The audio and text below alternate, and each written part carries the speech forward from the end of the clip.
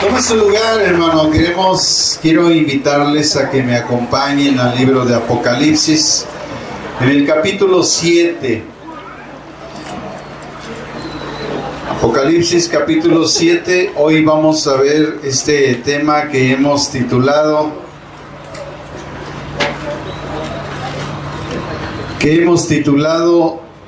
el gran día de las tres visiones. Las tres visiones que acompañan al sexto sello. Las tres visiones que acompañan al sexto sello. Las tres visiones que acompañan al sexto sello.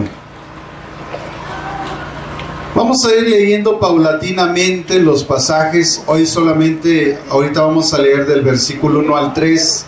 De forma introductoria, pero nos vamos a ir hasta el versículo 17 conforme vamos a ir estudiando. Pero hoy, nada más para una forma introductoria, vamos a leer el versículo 1 al 3 de Apocalipsis 7, del 1 al 3. Dice: Después de esto vi 4 ángeles en pie sobre los 4 ángulos de la tierra, que tenían los 4 vientos de la tierra, para que no soplase viento alguno sobre la tierra, ni sobre el mar, ni sobre ningún árbol.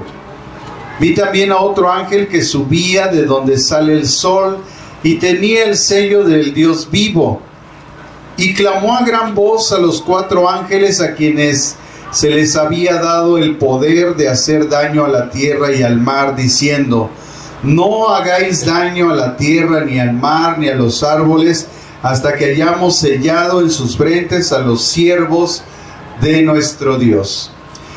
El capítulo 6, versículos del 12 al 17, que estuvimos estudiando la semana pasada, a través de él vimos la apertura del sexto sello, donde inmediatamente que se abre el sello ocurre un gran terremoto que decíamos que es el movimiento paulatino y al mismo tiempo de todas las placas tectónicas de toda la tierra, de tal manera que es una catástrofe universal.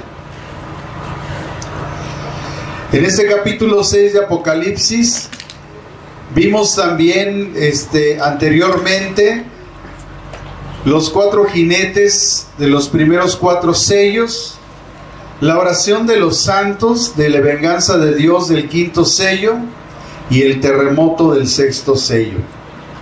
En el sexto sello es donde inicia sin duda entonces el gran día de la ira del Cordero. Para esas alturas de la tribulación que se está ocurriendo en este mundo y donde las señales de la segunda venida de Cristo están ya latentes, recuerden que viene el terremoto, el sol se pone grisáceo como el silicio, la luna roja como la sangre al mismo tiempo del terremoto, y eso anuncia que es la última oportunidad para la salvación de la humanidad, para apartarse de la ira de Dios. Pero a este punto, todos los habitantes de la tierra ya reconocen que es Dios quien está enviando estos juicios, pero no se arrepienten de sus pecados.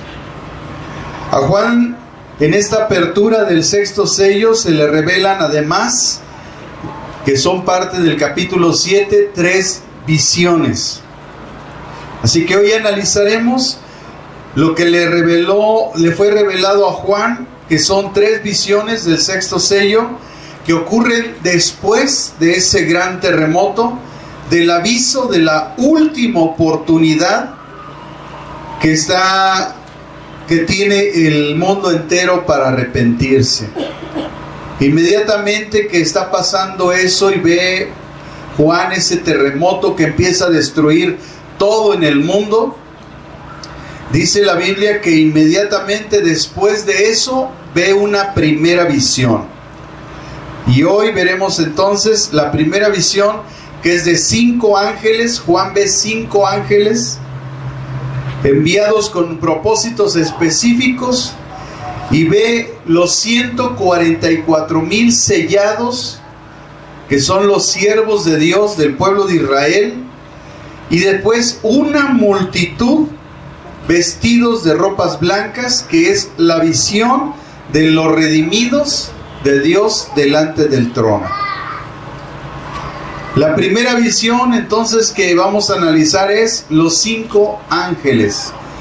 Dice la escritura en Apocalipsis 7:1, después de esto, ¿después de qué? De que vio el terremoto, inmediatamente ve otra visión y dice, después de esto vi a 4 ángeles en pie sobre los 4 ángulos de la tierra, que detenían los 4 vientos de la tierra, para que no soplase viento alguno sobre la tierra, ni sobre el mar, ni sobre ningún árbol. Vi también otro ángel que subía de donde sale el sol y tenía el sello del Dios vivo, y clamó a gran voz a los 4 ángeles, a quienes se les había dado el poder de hacer daño a la tierra y al mar, diciendo, no hagáis daño a la tierra, ni al mar, ni a los árboles, hasta que hayamos sellado en sus frentes a los siervos de nuestro Dios. En esta escritura entonces se señala sobre los 4 puntos cardinales a 4 ángeles de la tierra que están posados ahí en el norte, en el sur, en el este y en el oeste, así como lo describe la Biblia en Jeremías capítulo 49, versículo 36. Jeremías capítulo 49, versículo 36. Daniel capítulo 7, versículo 2, donde se hace referencia a estos puntos cardinales, y Zacarías, que por ejemplo este versículo sí lo vamos a buscar, Zacarías capítulo 6, versículo 5. Dice Zacarías capítulo 6, versículo 5, y el ángel me respondió y me dijo, estos son los 4 vientos de los cielos que salen después de presentarse delante del Señor de toda la tierra. Así vemos, hermanos, en Zacarías que el Señor tiene el control de todos los vientos, y dice la Biblia que los vientos soplan de 4 puntos cardinales. En el libro de Apocalipsis el Señor envía 4 ángeles a los 4 puntos cardinales para detener los vientos que estaban bajo su potestad. Es por eso que nosotros leemos en Apocalipsis 7:1, después de esto vi 4 ángeles en pie sobre los 4 ángulos de la tierra. Aquí entonces describe que el Señor envía a esos ángeles a detener el viento de toda la tierra. Estos detenían los 4 vientos de la tierra para que no soplase viento alguno en la tierra, ni sobre el mar, ni sobre ningún árbol. Y esto entonces es como un juicio sobre la tierra, sobre el mar y sobre la vegetación, lo cual afectará directamente a toda la humanidad. Por primera vez en la historia de la humanidad no habrá viento. Imagínense la temperatura, cómo va a estar en ese tiempo que no hay viento en ningún lado del mundo.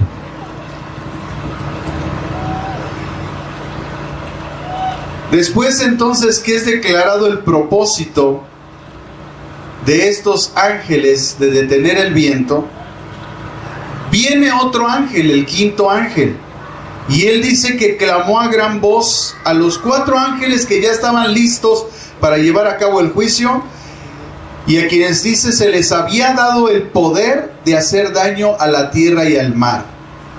Entonces, ¿cuál era el propósito de detener los vientos? Hacer daño a la tierra y al mar. Pero este ángel dice, no lo hagan, no hagan daño a la tierra ni al mar, hasta que hayamos sellado en sus frentes a los siervos de nuestro Dios. Al describir 144,000 sellados de las 12 tribus de Israel, se dice cuál iba a ser su propósito. Y dice la Biblia que estos 144,000 tendrían el propósito de ser siervos de Dios. En el Evangelio de Mateo, en el capítulo 24, versículo 31, que escatológicamente está ubicado en estos acontecimientos que en Apocalipsis se están detallando, nosotros leemos en Mateo 24, 31.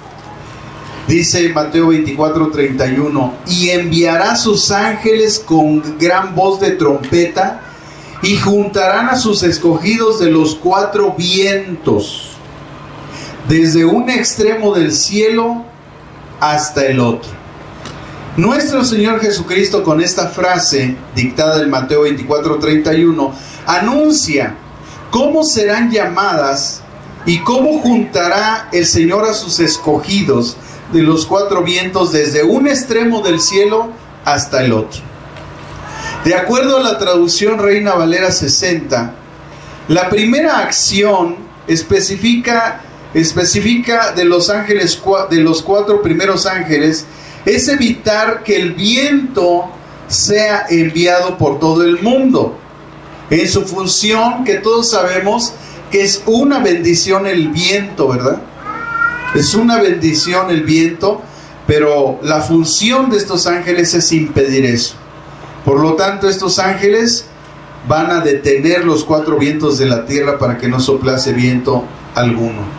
Un comentarista bíblico llamado Robertson, que tiene en su comentario bíblico del griego al español, él refiere que las palabras griegas que se señalan en todo este pasaje que habla de los cuatro ángeles, dice que el verbo común usado en el griego tiene una connotación en el sentido de hacer daño, así como lo leemos en Apocalipsis. Y dice que el daño vendrá al dejar sueltos los vientos, no por detenerlos. O sea, en la versión Reina Valera nosotros leemos que son detenidos los tiempos. Pero he ahí la importancia, hermanos, de siempre cuando estamos escudriñando las Escrituras, indagando más profundamente, ver a los autores bíblicos que hacen los comentarios de la traducción directa del idioma en que fue escrita la Biblia. Y ese comentarista bíblico muy famoso, llamado Robertson, él dice que la connotación no es como la refiere la Reina Valera, sino es todo lo contrario. Es que sean sueltos los vientos como vientos huracanados para destruir todo lo que hay en el mundo. Y esa es la connotación de la palabra griega que encontramos ahí en Apocalipsis. Entonces, como vemos, a veces los seres humanos llevaron a cabo unas traducciones, ¿verdad?, que trataron ellos de contextualizar en el texto para hacerlo un poco comprensible a nosotros, pero desafortunadamente a veces hicieron esas malas traducciones. Y hoy sabemos por este hombre que conoce del griego que es todo lo contrario, que no está diciendo el Señor que los va a detener, sino que van a venir unos vientos terribles que van a azotar todo el mundo. También se describe una acción específica de este quinto ángel. Él da un mandato a los cuatro ángeles anteriores que están a punto de soltar los vientos, por lo que aludimos que este ángel tenía mucho más poder, sobre todo porque este ángel tenía un sello. En la antigüedad los reyes le daban su sello personal de su reino a gente muy importante. Así es que sabemos que este ángel tenía más poder. Y dice el versículo 2, vi también otro ángel que subía de donde sale el sol y tenía el sello del Dios vivo, y clamó a gran voz a los cuatro ángeles a quienes se les había dado el poder de hacer daño a la tierra y al mar, diciendo, no hagáis daño a la tierra, ni al mar, ni a los árboles, hasta que hayamos sellado en sus frentes a los siervos de nuestro Dios. Este quinto ángel dice que subía de donde sale el sol y tenía el sello del Dios vivo.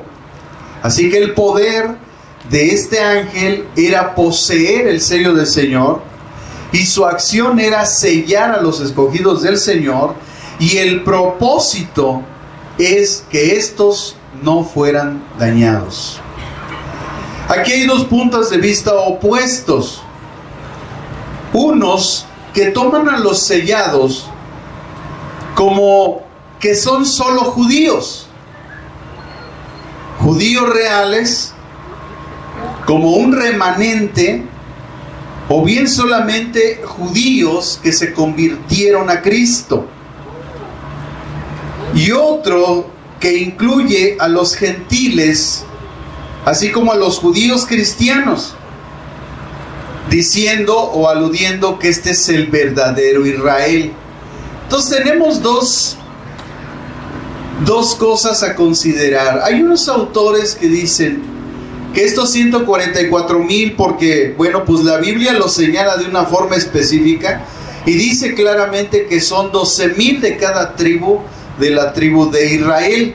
Todos sabemos que de la tribu de Israel estaba la tribu de Judá, estaba la tribu de Gad, estaba la tribu de Asher, de Neftalí, de Manasés, de Simeón, de Leví, de Zabulón, de Benjamín y de José.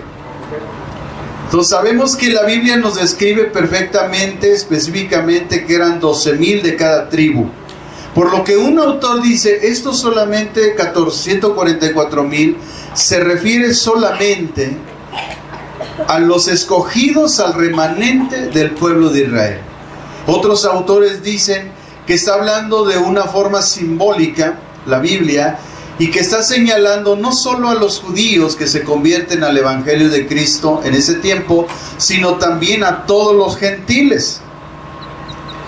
Bueno, tenemos nosotros una regla en las Escrituras, en la primera carta a los Corintios, en el capítulo 4, que dice que nosotros no debemos de interpretar más allá de lo que está escrito. Así que nos quedamos con la primera opción. Son 144,000 de las 12 tribus de Israel. En Apocalipsis capítulo 2, versículo 9, dice la Escritura que el Señor dijo: yo conozco tus obras y tu tribulación y tu pobreza, pero tú eres rico, y la blasfemia de los que se dicen ser judíos y no lo son, sino sinagoga de Satanás.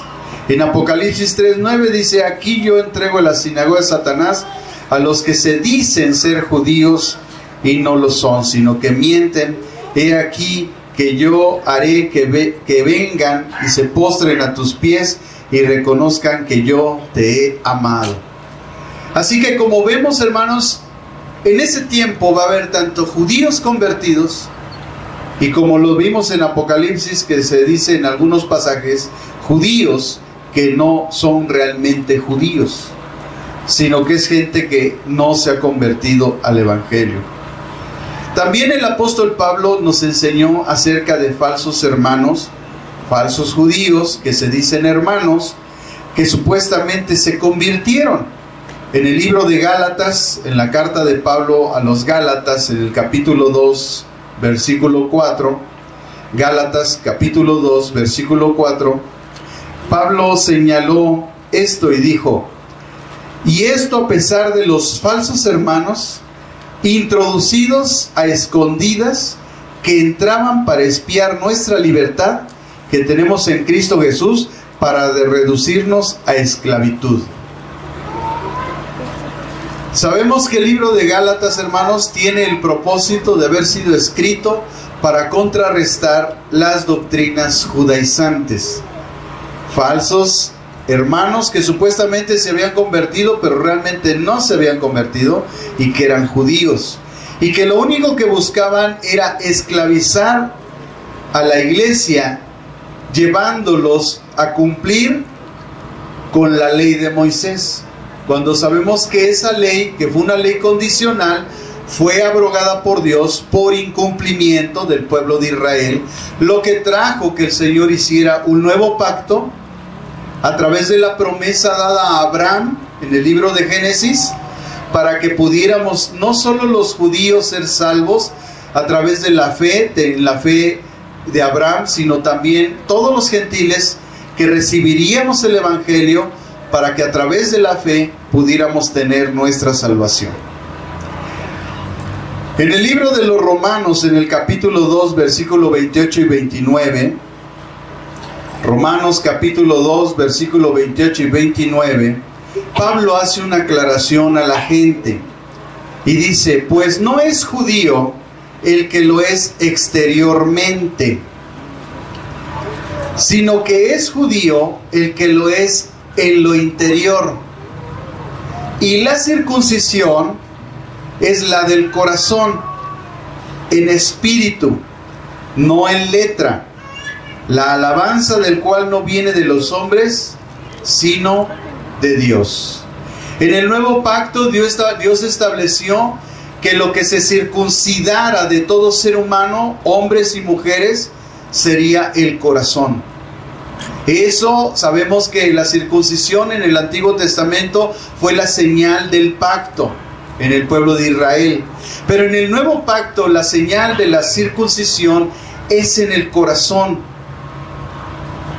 en el espíritu, a través del nuevo nacimiento, a través de recibir a Cristo como el Señor y Salvador en nuestras vidas. Nosotros somos circuncidados. Hay una señal de pacto por la fe en Dios, y ya no es necesario circuncidar a los varones, porque eso queda abrogado en el antiguo pacto. Tenemos que entender entonces por qué o a qué se refiere la Biblia cuando habla acerca de un judío. El término o el uso del término judío se utiliza para referirse a tres grupos. Primero, aquellos que tienen orígenes étnicos judíos. Dos, aquellos que practican el judaísmo. Y tres, aquellos que se identifican como tales por su identificación cultural e histórica. Eso es lo que comúnmente tenemos el concepto natural de judío. Pero la Biblia dice que el que es judío es aquel que ha aceptado el pacto de Dios, por el cual ha sido circuncidado de su corazón, de su espíritu. La halaja, que es la ley judía, da otra definición de la identidad judía. Halaja se escribe así con H, aunque la pronunciación no me la sé muy bien, pero es con H, halaja.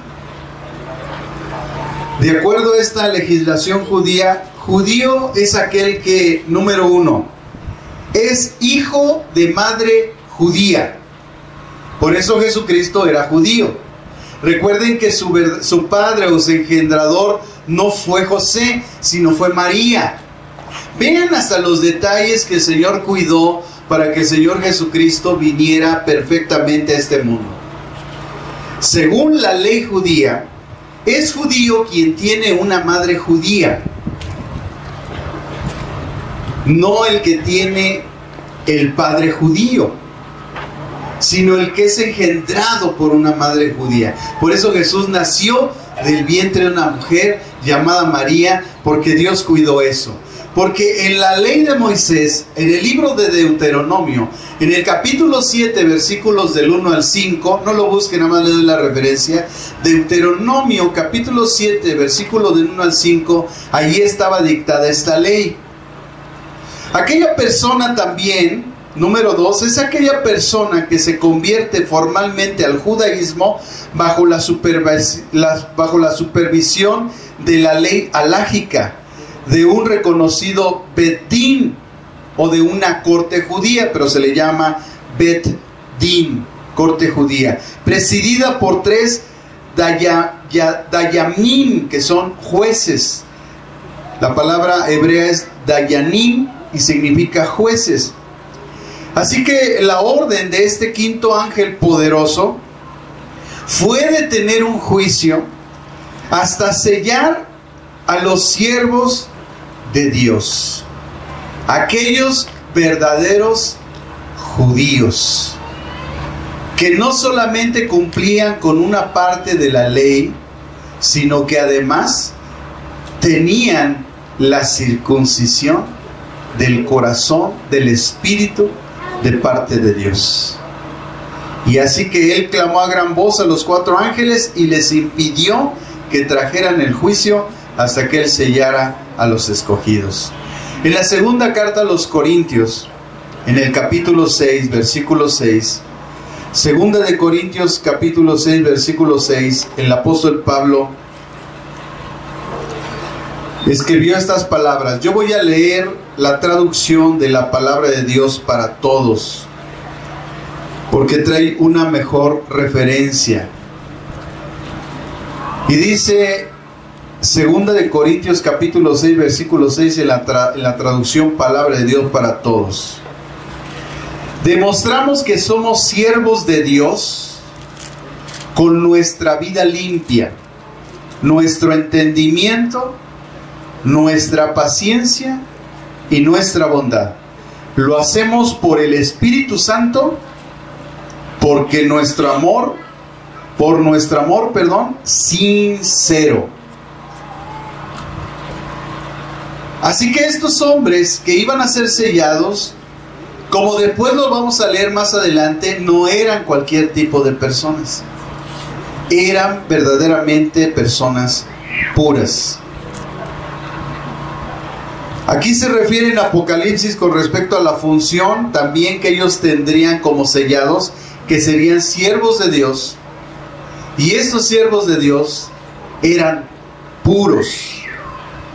Así el apóstol Juan, después de eso, de ver a los 4 ángeles y ver al quinto que impide que se venga el juicio, hasta que él selle a estos fieles escogidos de parte de Dios del pueblo de Israel, dice el versículo 4 con respecto a los 144,000 sellados. Dice Juan, oí el número de los sellados, 144,000 sellados de todas las tribus de los hijos de Israel. Entonces la Biblia es muy clara al referir eso. No podemos nosotros interpretar de otra forma, porque aquí la Biblia es muy clara. Son 144,000 y dice 12,000 de cada tribu de Israel. Y después lo describe. Y dice, de la tribu de Judá, 12,000 sellados. De la tribu de Rubén, 12,000 sellados. De la tribu de Gad, 12,000 sellados. De la tribu de Asher, 12,000 sellados. De la tribu de Neftalí, 12,000 sellados. De la tribu de Manasés, 12,000 sellados. De la tribu de Simeón, 12,000 sellados. De la tribu de Leví, 12,000 sellados. De la tribu de Isaacar, 12,000 sellados. De la tribu de Zabulón, 12,000 sellados. Y de la tribu de José, 12,000 sellados. 12,000 sellados. De la tribu de Benjamín, 12,000 sellados. Cuando la Biblia, amados hermanos, es específica, cuando la Biblia dice con una suma directa las cosas, nosotros ya no podemos interpretar de otra forma, porque la Biblia está siendo muy exacta. Así que por eso nosotros adoptamos la referencia del primer autor que dice que claramente estos 144,000 representan solamente 144,000, que en ese tiempo en que Dios da la señal del último momento para salvación de toda la humanidad, la advertencia a través del terremoto y de las señales en el cielo, esos 144,000 son auténticamente del pueblo de Israel. En Apocalipsis 6:17, nosotros leímos que se había hecho una pregunta. Esa pregunta decía, ¿y quién podrá sostenerse en pie? Y aquí en este pasaje de Apocalipsis que leímos de los 144,000, pareciera que responde a esa pregunta. Que los únicos firmes en ese tiempo, cuando se manifiesta la ira de Dios y comienzan todos los desastres sobre la tierra, son los 144,000, pero después hace mención de una multitud de toda tribu, de toda lengua y de toda nación. Y vamos a ver qué hermoso va a ser eso. Este gran día de la ira que ha llegado, 144,000 y una multitud de toda lengua y nación van a poder ser salvos. Este primer grupo entonces está integrado por 144,000 de todas las tribus de Israel, porque Dios en cada generación del pueblo de Israel que se rebela siempre en contra de Dios, Él siempre tiene un remanente. Un comentarista bíblico antiguo dijo de estos sellados: los sellos se usan para que cada persona marcara sus pertenencias. Esta marca es el testimonio del Espíritu Santo impreso en los corazones de los creyentes. El Señor no tolerará que su pueblo sea afligido antes de ser marcados, para que puedan estar preparadas contra los conflictos. Dice el autor: nótese en los así sellados por el Espíritu, el sello debe de estar en la frente, evidentemente para ser visto por amigos y enemigos por igual, pero no por el creyente mismo salvo cuando mira fijamente en el espejo de la palabra de Dios. Hay quienes entonces consideran que estos 144,000 judíos, su función es la de evangelismo. Son creyentes en Cristo judíos que comunicarán el evangelio en este tiempo a Israel y saldrán por todo el mundo a predicar el evangelio. ¿Por qué? Porque la gran comisión dada a la iglesia partió en el arrebatamiento. Así que nosotros no estaremos aquí. Y pasará el estandarte, dice un autor, el estandarte de esta obra de evangelización a 144,000 de Israel. Otros comentaristas niegan esta opción. Ellos dicen que no puede ser así porque las Escrituras no especifican eso. ¿Se dan cuenta la importancia de lo que la Biblia dice con detenimiento y lo que la Biblia no dice con detenimiento? Qué importante es entonces analizar la Escritura y saber que si esos 44,000 judíos, algunos autores dicen que podría hacer su labor, la de evangelismo, en todo el mundo, porque si no, ¿de qué manera se convertirían esa multitud de gentes de toda lengua y de toda nación, que más adelante vamos a analizar? ¿Cómo se convertirían si además la iglesia ya no está, porque se fue con el arrebatamiento? Entonces, esas son las dos consideraciones que quedan en el aire, porque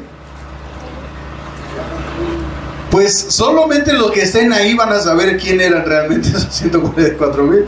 Como no pensamos estar, hermanos, pues yo no lo pienso investigar, ¿verdad? La Biblia solamente dice que esos 144,000 van a ser sellados. Después el Señor le revela a Juan otra visión, una multitud de toda lengua, de toda tribu, de toda nación, que también se salvan, pero no sabemos quién los evangelizó. Pero sabiendo que la iglesia no está, entonces no sabemos si son los cristianos desobedientes que se quedaron y que al final se convirtieron y dijeron: ah, sí era cierto, bueno, pues hicieron después la labor, o estos siervos, porque al llamarlos siervos Dios a estos 144,000, cabe la opción de pudieran ser estos también evangelizadores. Entonces queda en el aire esa consideración, hermanos. Los que consideran que estos 144,000 sí van a llevar a cabo esta labor, dice que ellos van a guardar con su gran poder, ellos van a ser guardados por Dios por su gran poder, para que ellos puedan llevar a cabo en medio de toda la catástrofe la evangelización. Estos 144,000 además de ser mencionados aquí, ya no los volvemos a ver. Viene la tribulación, suenan las trompetas, vienen todas las tribulaciones, todos los juicios, vienen las copas de la ira de Dios y ya no se vuelven a mencionar hasta el capítulo 14 de Apocalipsis. Pero ellos, en el versículo 1 al 5, pero ellos son vistos en el monte de Sión con el Cordero, y al mismo tiempo que está viendo Juan la visión de ellos en el capítulo 14, en el monte de Sión con el Cordero, al mismo tiempo Juan describe que en el cielo, cuando está ese acontecimiento en la tierra de estos 144,000 con el Cordero, en el cielo surgen unos arpistas que cantaban como estruendo de muchas aguas, entonando un cántico nuevo delante del trono y delante de los 4 seres vivientes y delante de los ancianos por la salvación obtenida. Y este cántico que están cantando en el cielo, solamente estos 144,000 tienen la gracia de poder ellos grabarse ese canto. Estos 144,000 han sido redimidos, porque eso dice el cántico en el cielo de los arpistas. Estos redimidos se describe que ellos no se contaminaron con mujeres, pues son vírgenes. Esto no quiere decir que el estar casado y tener una mujer es una contaminación. La Biblia se está refiriendo, aquí se está refiriendo a que ellos no practicaron la prostitución. Imagínense la perversidad que va a haber en este mundo, que la prostitución, el adulterio, todo eso va a ser muy común. Pero dice la Biblia que estos 144,000 no van a entrar en ese punto de idolatría. Ellos no se van a dejar contaminar con esa práctica de este mundo. Estos, además, dice el capítulo 14 de Apocalipsis, siguen al Cordero a donde quiera que va. Estos fueron redimidos como primicias, y dice que en su boca no fue hallada mentira, pues son sin mancha delante del trono de Dios. Así estos 144,000 son perfectamente referidos en las Escrituras, y no como lo interpreta una secta, la mal llamada secta de los testigos de Jehová, que realmente son russellistas, porque ese es el nombre de su falso profeta, Russell, el juez George Russell, es su falso profeta. Ellos deberían de llamarse russellistas, no testigos de Jehová. Los testigos de Jehová, así fueron llamados en Isaías, aquellos que estaban pendientes del pueblo para avisar cuando venía el enemigo. Y nosotros fuimos llamados testigos de Jesucristo. Así que nada que ver con esa secta, hermanos. Esta secta dice que esos 144,000 son los únicos que se van a salvar de todas las generaciones. Oiga, si son nada más en México hay 120 millones de mexicanos. Si solo 144,000 se van a salvar de todas las generaciones que han existido, entonces ya para qué le hago al payaso, dicen, ¿no? O sea, mejor es más fácil que me saque la lotería a que sea yo parte de esos 144,000. Pero vean cómo, hermanos, las sectas hacen malas interpretaciones por no leer el contexto. Ellos leen 144,000 sean salvos y ahí se quedan, pero no leen que dice 12,000 de la tribu de Isaacar, 12,000 de la tribu de Judá, 12,000 de la tribu de Neftalí, 12,000 de Benjamín, 12,000. Entonces, esta gente, hermanos, estas sectas están engañando a mucha gente. Yo quisiera saber si esa gente que está ahí afuera en las calles ya hizo su quehacer antes de estar ahí de chismosos. tratando de engañar a la gente. Hermanos, es increíble la mentira, ¿eh? Ellos interpretan mal este pasaje, cuando este pasaje dice claramente que son primicias de Israel. Lo que sí vimos en este pasaje, hermanos, en una interpretación correcta, lo vemos claramente, que hay una realidad en las Escrituras. Que Dios guarda siempre a sus escogidos y los preserva en medio de las tribulaciones, porque este es un tema bien conocido en las Escrituras. Nosotros podemos ver que cuando Dios destruyó el mundo a través de un diluvio, preservó a un remanente, a Noé y a su familia. Cuando destruyó Dios Sodoma y Gomorra, preservó a Lot y a sus hijas. Cuando destruyó Dios Jericó, preservó a una prostituta llamada Rahab y a su familia.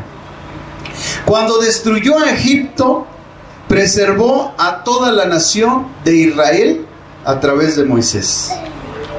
Y en el libro de Apocalipsis preservará a la iglesia fiel de Filadelfia, donde estamos tú y yo.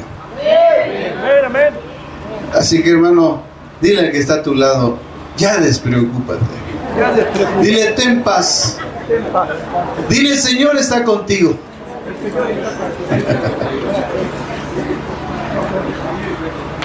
Y de la misma manera, en ese tiempo de la tribulación, Dios va a preservar a ese remanente de 144,000 sellados. Todo esto, hermanos, ya había sido anunciado. En el libro de los Salmos, en el capítulo 34, versículos 15 al 19, Salmo 34, versículos 15 al 19, dice la palabra de Dios: los ojos del Señor están sobre los justos, y sus oídos atentos a su clamor. Claman los justos, y el Señor los oye, y los libra de todas sus angustias. Cercano está el Señor a los quebrantados de corazón, y salva a los abatidos de espíritu. Muchas son las aflicciones del justo, muchas. Enfrentamos muchas aflicciones, pero vean lo que dice la Escritura: pero de todas ellas nos librará el Señor. Esa es nuestra esperanza. No importa la situación que estemos pasando, la aflicción, el Señor promete guardarnos de todo eso. Hermanos, esto nos debe de causar en nuestra vida una certeza, una seguridad, una esperanza.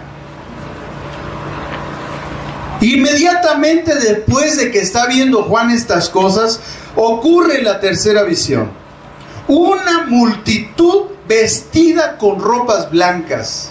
Y dice el versículo 9 al 17: después de esto miré aquí una gran multitud, la cual nadie podía contar, de todas las naciones, tribus, pueblos y lenguas que estaban delante del trono y de la presencia del Cordero, vestidos de ropas blancas y con palmas en las manos.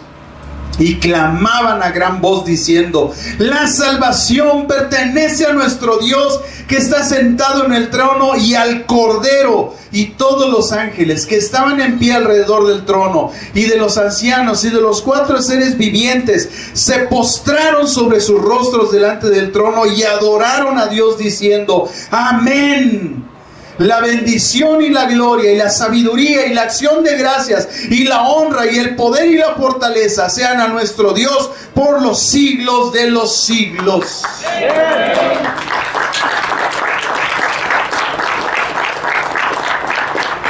Aquí hay algo que a veces se nos pasa de vista, hermanos.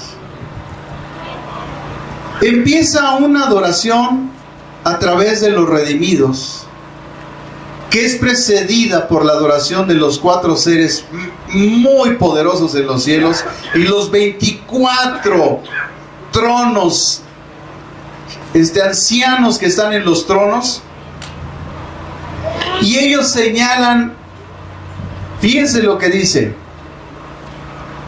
la bendición y la gloria y la sabiduría y la acción de gracias y la honra y el poder y la fortaleza sean para nuestro Dios. ¿Y saben por qué la referencia de eso? Porque antes había dicho que el Padre es Dios y que Jesucristo es Dios. Y el que está trayendo esta revelación es el Espíritu Santo de Dios. Aquí vemos claramente la Trinidad. La Biblia es clara al declarar que Dios no le da su gloria ni su honra a nadie. Si fuera como algunas personas dicen, que Dios a veces se presenta como Padre, y Dios a veces se presenta como Hijo, y a veces como Espíritu, entonces no tendría caso que la Biblia especificara que en el cielo está el Padre y está el Hijo. No habría diferencia. Lo que mucha gente no entiende es que nuestro Dios son tres personas distintas, pero tienen una misma esencia, es decir, que son Dios. Es algo, hermanos, que sale del entendimiento de la mente común. Porque para recibir la revelación de Dios, pues Jesucristo dijo: nadie conoce al Padre sino el Hijo, y nadie conoce al Hijo sino el Padre, y aquel al que el Padre se lo quiera revelar. Así que para que tú tengas la revelación de quién es Dios, de este Dios trino, necesitas forzosamente al Espíritu Santo. Si hay alguien que no tiene el Espíritu Santo, no va a entender esta verdad. La doctrina de la Trinidad es una doctrina fundamental de la fe cristiana. Cualquiera que esté en contra de la Trinidad, siento decirle que es un hereje.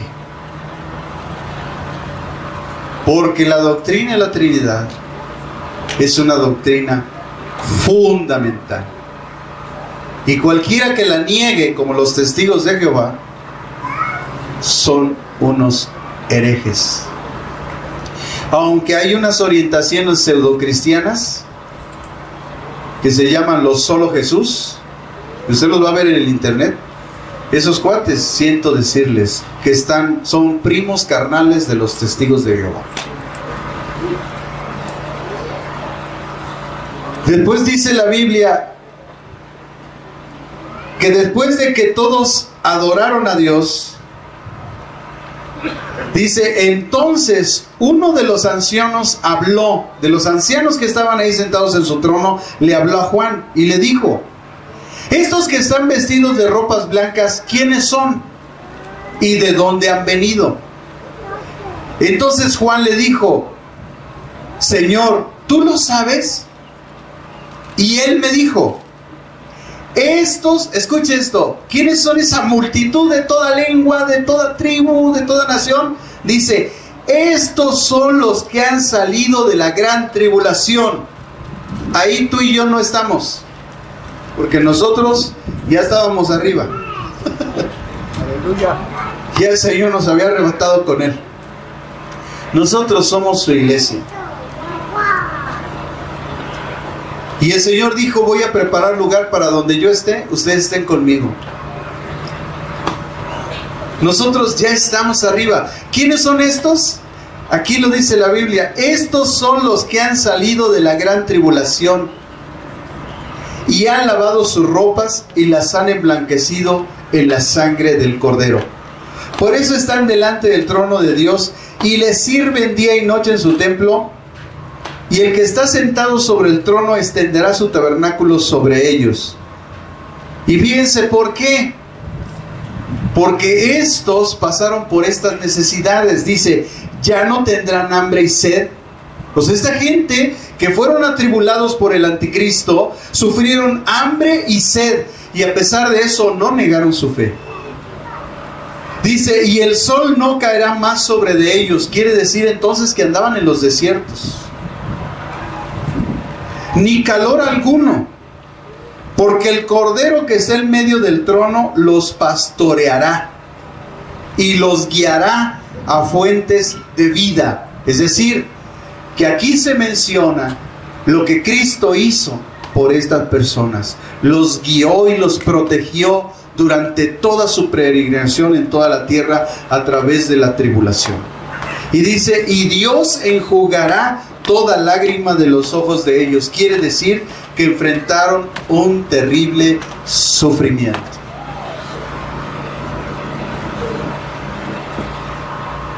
Así que, amados hermanos, la verdad es que a veces tú y yo no entendemos la tremenda gracia que Dios ha derramado sobre nosotros.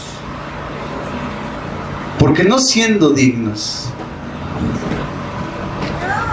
nos hemos podido levantar esta mañana, hemos podido abrir la llave y tomar agua, o de un garrafoncito, o de una botellita, o de un agua de sabor que hicimos. Nos preparamos un desayuno, o los que llegaron temprano junto con los hermanos de la lona, compartimos unos taquitos juntos y estuvimos ahí conviviendo, preparando este lugar para que usted llegue. Y toda esa gracia, hermanos, a veces nosotros no la aquilatamos. No aquilatamos que tenemos un hogar, que podemos salir a la calle confiados porque el Señor va con nosotros al trabajo, que los hijos pueden salir a la escuela, que podemos regresar, que podemos llegar y comer, que podemos reír, que podemos gozarnos, que podemos esta mañana alabar a Dios con todo nuestro corazón. Pero estos que están en el tiempo de la tribulación no van a poder hacer absolutamente nada de eso. Amados hermanos, tenemos una gran gracia. No se separe de Dios. No forme parte de la lista de los apóstatas que Jesucristo anticipó que dejarían a la iglesia. No apostate de la fe, aunque le cueste su vida, entréguela por causa de Cristo. Hay una corona grande a los que son mártires de Cristo. No importa la circunstancia que esté pasando en nuestra vida, no se compara con lo que estos hombres son descritos aquí. Ellos no podían beber, ellos andaban dispersados en todo el mundo en el desierto. Ellos andaban tristes, andaban llorando, sufriendo. Amados hermanos, aunque de repente aquí se nos viene el aire y de repente nos avienta un maquillaje empolvecedor, ¿cuánto le dan gracias a Dios? Gracias a Dios. Aquí vemos entonces, hermanos, que en esas tres revelaciones Dios describió 5 ángeles, 4 que detenían los vientos y 1 que tenía el sello de Dios. Vimos 144,000 sellados de Israel, y después de esto mira Juan y ve una multitud, la cual dice nadie podía contar, de todas las naciones. Sí, México está ahí. México es un país profético. La bandera, hermanos, anuncia el propósito de Dios en nuestra vida.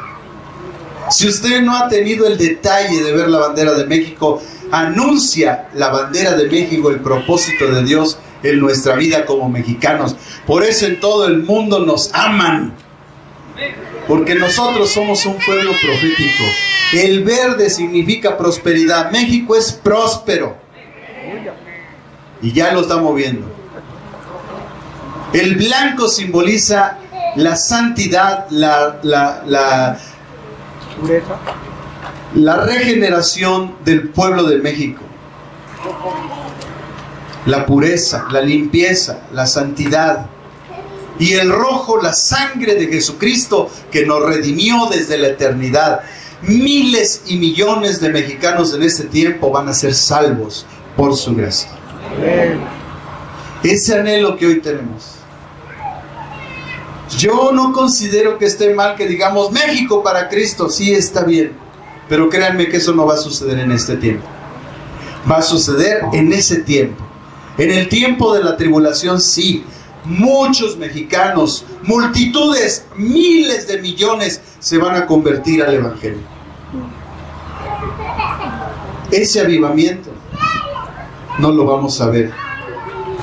Pero lo que sí la Biblia está anunciando aquí es que hay una buena noticia. La Biblia profetiza que en el futuro próximo vendrá el más grande avivamiento de todo el mundo que jamás se haya conocido.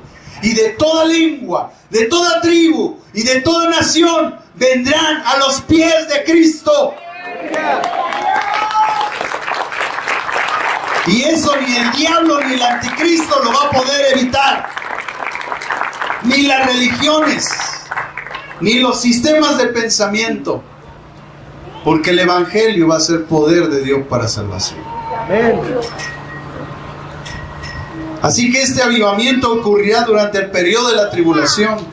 Mientras el pecado haya crecido como una plaga maligna en toda la humanidad, donde abunda el pecado, sobreabunda la gracia. Y Dios tendrá su mayor manifestación en ese tiempo. Y posiblemente si se quedó tu familiar aquí y tú te fuiste en el arrebatamiento, no temas. Tú tienes una promesa y Él hará, el Señor hará lo suficiente para que tu familia venga a Cristo. Dios es bueno, hermanos. Juan ve otra vez esa revelación y ve ese segundo grupo, una multitud. Estos son gentiles de todo el mundo que creyeron en Cristo y no negaron su fe a pesar de todo lo que les pasó. En este tiempo de la gran tribulación, estos al morir irán a descansar al cielo, donde serán preservados hasta que Jesús regrese con ellos y con su iglesia a reinar en todo este mundo. Ellos van a estar delante del trono, van a ser preservados hasta que vengamos nosotros con Cristo y ellos con nosotros para reinar en todo este mundo. Así las Escrituras, hermanos, anuncian la salvación de Israel y de la humanidad. Toda la humanidad gentil. Se cumplirá la promesa de Dios por fin que le hizo a Abraham. Tú serás bendición y en ti serán benditas todas las naciones de la tierra. Esta multitud dice que estaban delante del trono y en la presencia del Cordero vestidos de ropas blancas.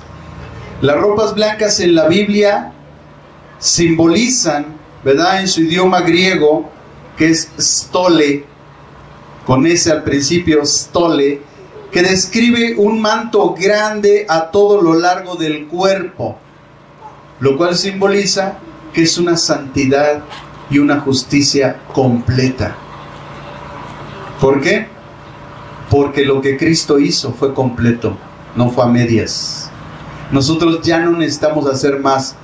Jesucristo dijo: todo ha sido consumado, todo ha sido pagado, no se debe nada. La palabra guía leucos, que es blancas, dando el color de estas vestiduras, describe al blanco radiante, resplandeciente, deslumbrante y brillante que tendrán las ropas de estos hombres, que representan su victoria, su regocijo y también su santidad. ¿Por qué decimos regocijo? Porque en sus manos llevan unas palmas en las manos.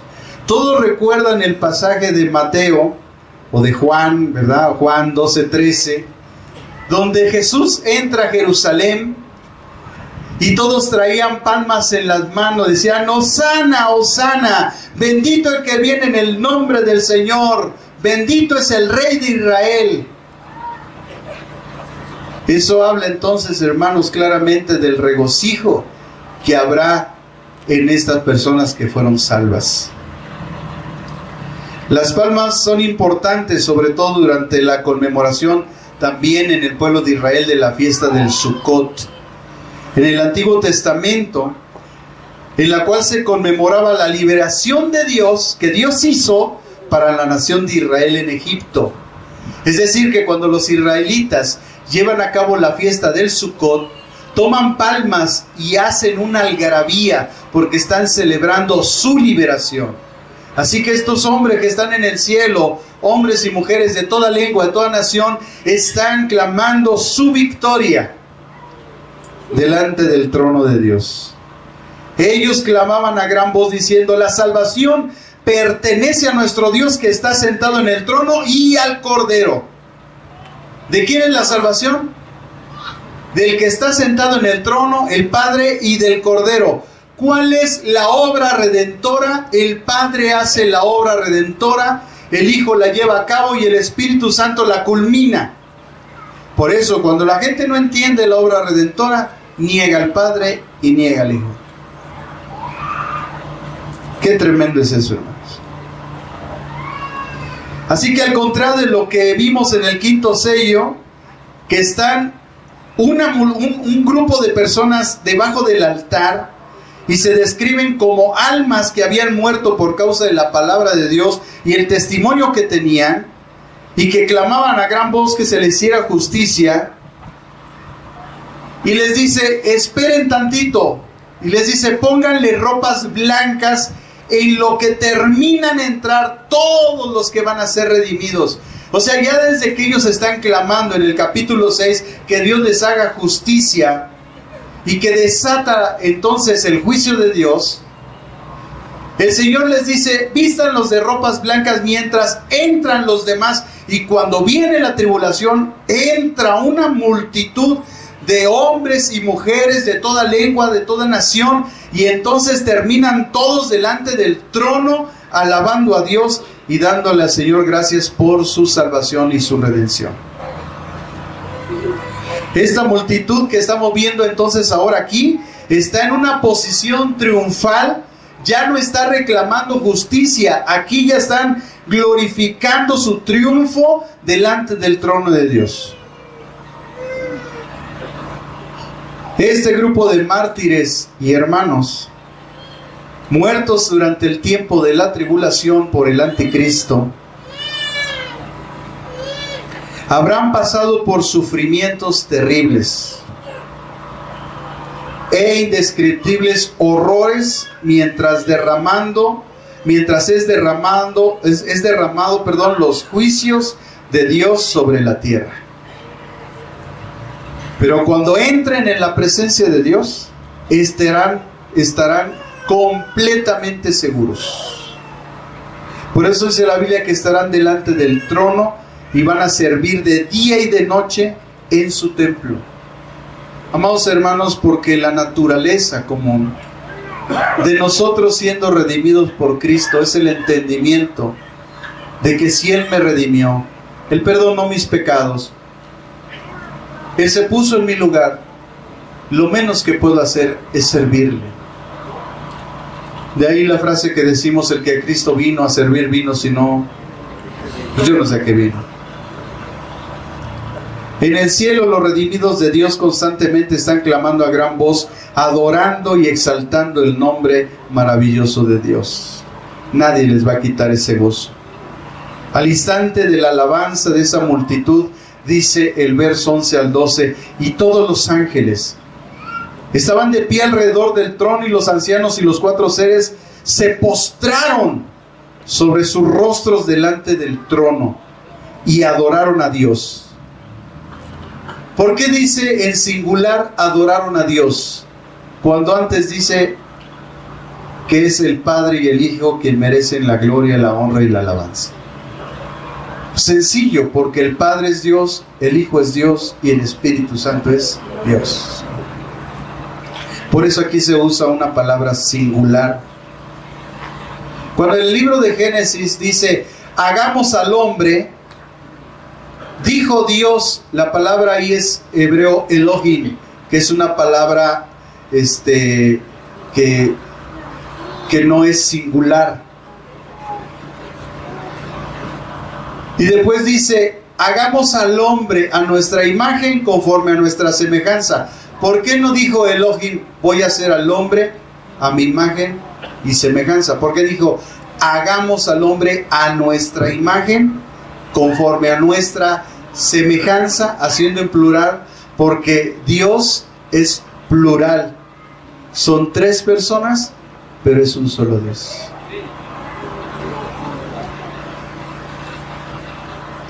Un comentarista bíblico antiguo dijo al respecto de esto que acabamos de leer: como los hombres tienen sus momentos de oportunidad y sus temporales de gracia, así Dios tiene su día de ira justa. Concluyendo esta mañana, hermanos, quiero terminar con estas palabras. La visión de Juan fueron 4 ángeles que desatan juicio sobre el mundo, no sin antes que Dios envía un 5.º ángel para sellar a sus redimidos de Israel, 144,000 sellados, que son las primicias de Cristo del pueblo de Israel. Ellos abrieron el camino a los gentiles convertidos, una gran multitud de toda lengua, tribu y nación. Más tarde son los que siguen y atribuyen con triunfo su salvación a Dios y al Redentor, y todo el cielo se une a su adoración por su salvación.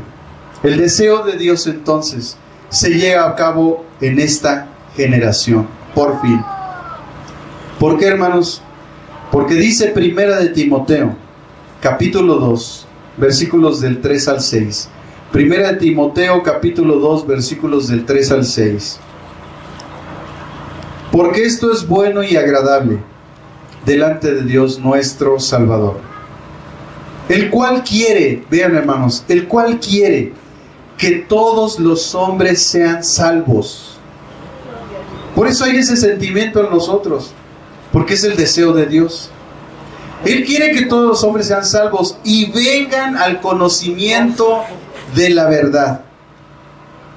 Porque hay un solo Dios y un solo mediador entre Dios y los hombres, Jesucristo hombre, el cual se dio a sí mismo en rescate por todos, de lo cual se dio testimonio a su debido tiempo. Y en 2 de Pedro 3:9 dice, el Señor, 2 de Pedro 3:9, el Señor no retarda su promesa, según algunos tienen por tardanza, sino que es paciente para con nosotros, no queriendo que ninguno perezca, sino que todos procedan al arrepentimiento. Hermanos, es el deseo de Dios. Pero ¿cuál es tu deseo?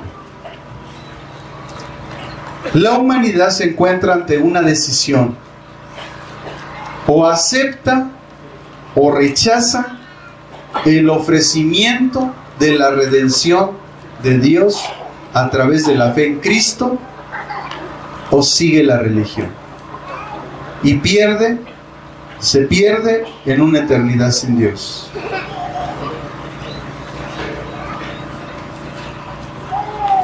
En la carta a los Romanos, el apóstol Pablo, en el capítulo 10, dijo estas palabras que dejan claro lo que tú y yo tenemos que hacer para tener nuestra salvación delante de Dios.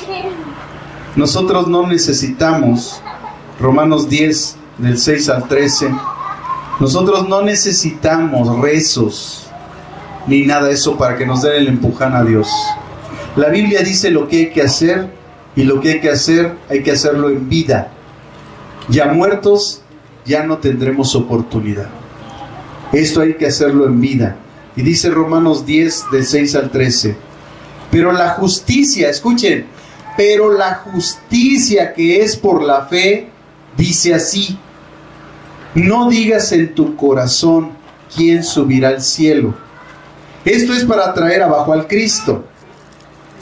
¿O quién descenderá al abismo para hacer subir a Cristo de entre los muertos? Mas ¿qué dice? Cerca de ti está la palabra, en tu boca y en tu corazón. Esta es la palabra de fe que enseñamos o predicamos. Que si confiesas con tu boca que Jesús es el Señor y creyeres en tu corazón que Dios lo levantó de los muertos, serás salvo. Porque con el corazón se cree para justicia, pero con la boca se confiesa para salvación. Pues la Escritura dice: todo aquel que en él creyere no será avergonzado. Porque no hay diferencia entre judío y griego, pues el mismo que es Señor de todos es rico para con todos los que lo invocan. Porque todo aquel que invocar el nombre del Señor será salvo. Eso es lo único que hay que hacer. Creer en la muerte expiatoria de Cristo. Creer que Él se puso en mi lugar. Que lo que yo merecía, Él lo sufrió por mí. Es aceptar lo que Él dice. Es seguir su camino. Es seguirlo a Él. La única forma de seguir a Cristo es sabiendo lo que Él hizo a través de su palabra.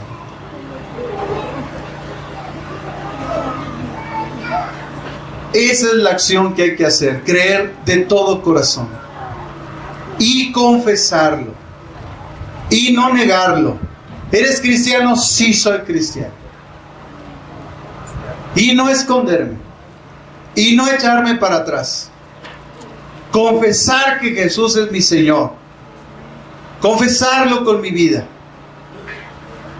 Entonces, creer de todo corazón que Él resucitó de los muertos y seremos salvos.